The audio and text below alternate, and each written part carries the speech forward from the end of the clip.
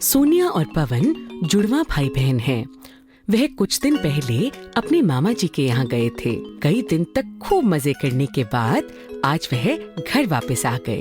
उन्हें वापस छोड़ने उनके मामा जी का बेटा पुनीत साथ आया है। पुनीत दोनों से काफी बड़ा है और कॉलेज में पढ़ता है। मस्ती करके दोनों वापस आ तो गए, पर अचानक उन्हें याद आया कि कल कक्षा में मासिक परीक्षा है। अरे सोनिया, मैं कल की परीक्षा के लिए बिल्कुल तैयार नहीं हूँ। मुझे कल की परीक्षा में आने वाले अध्याय समझाओ ना। पवन, मैंने भी इसके बारे में अच्छे से तैयारी नहीं की है। पुनीत भैया से पूछे। दोनों पुनीत के पास जाते हैं। पुनीत भैया, कल हमारी परीक्षा है और गति एवं दूरियों का मापन अध्याय से सवाल पूछे जाएंगे। आप हमें इसके बारे में बताइए ना।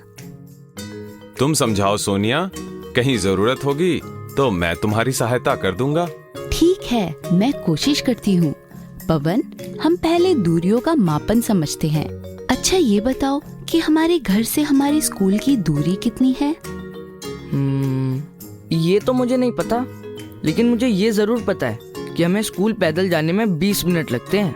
हाँ, अगर हम दौड़ते हुए जाएं तो और भी जल्दी पहुँच जाएंगे। साइकिल से तो और भी कम समय लगेगा। अब ये बताओ कि हम इस दूरी को और किस प्रकार माप सकते हैं? नहीं समझ में आ रहा। अरे पवन, थोड़ा दिमाग तो लगाओ। पवन कुछ देर आंगन में इधर उधर चलता है। अच्छा, आंगन के इस कोने से उस कोने तक जाने में मुझे 20 कदम लगे और 1 सेकंड में मैंने लगभग 2 कदम चले।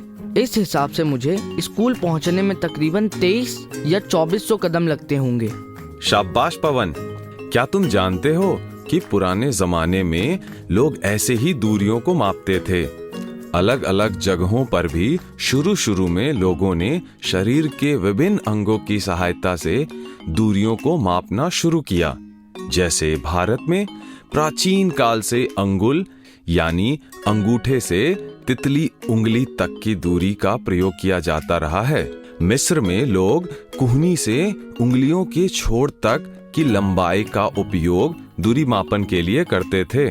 लेकिन पवन, इन सभी तरीकों में एक कमी है। सोचो क्या? शायद ये कि सभी लोगों के शरीर के अंगों की लंबाई अलग अलग होती है।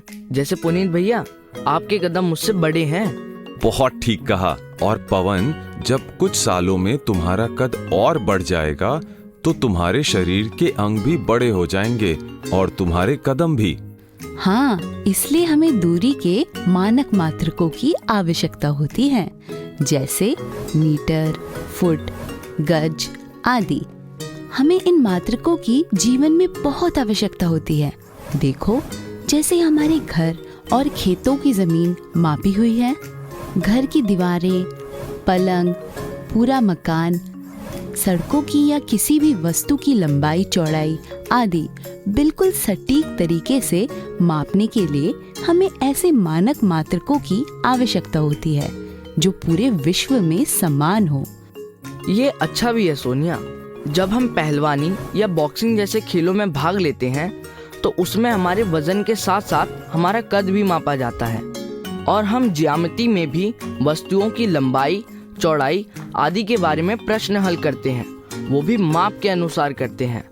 लेकिन भैया, मुझे एक बात समझ नहीं आई, ये मापन के मानक मात्रकों का आविष्कार किसने और कैसे किया होगा? मैं तो केवल इतना जानती हूँ कि मीटर पद्धति फ्रांस में सबसे पहले इस्तेमाल हुई थी और अब इसे अंतर्राष्ट्रीय मानक प्रणाली माना जाता है। अच्छा, तुम दोनों 2 समान लंबाई की छड़ियाँ लाओ।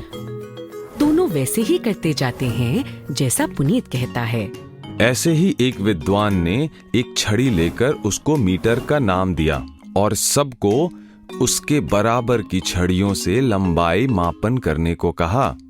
अगर बहुत लंबी दूरी मापनी हो तो 1000 छड़ियों के बराबर की दूरी को किलोमीटर कहा गया। अंग्रेजी में किलो का मतलब है 1000।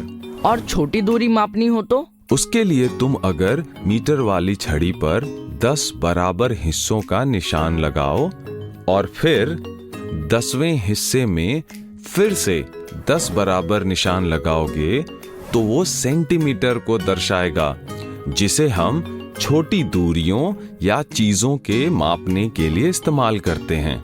चलो अब तुम मुझे बताओ कि अगर एक साइकिल के टायर का परिमाप मापना हो तो तुम क्या करोगे? उसके लिए मैं लट्टू की डोरी पर छड़ी वाले निशान लगा लूंगा। शाबाश पवन, तुम कल जरूर परीक्षा में अच्छा प्रदर्शन करोगे।